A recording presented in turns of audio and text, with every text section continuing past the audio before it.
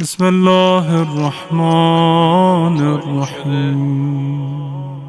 آیه صحنه اللهم إني أسألك وأتوجه إليك بنبيك نبي الرحمة محمد صلى الله عليه وآله.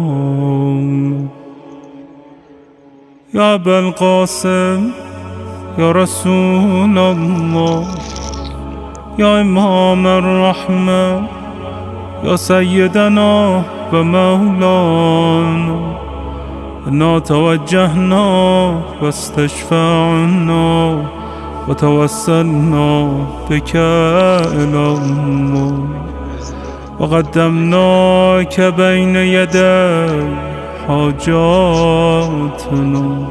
من همراه نبود. وقتی دیدم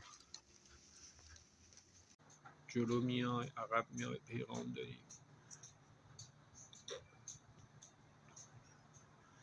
و باورم نمیشه که ماه میتونه اینجوری بیاد جلو و عقب بره، ولی خب وقتی که خدا میگه قادر بر هر کاری هست نمیتونم ماهو ول کنم، همینطور برم انگار.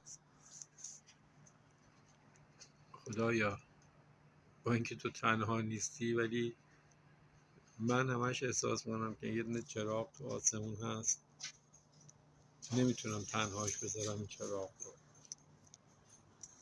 فکر میکنم که تنها مونده، ولی تو با تمام میلیارد فرشتت که در نهانن مملوی سرشاری، تو با این همه دوستداران خودت، معشوقان خودت، عاشقان خودت تنها نیستی.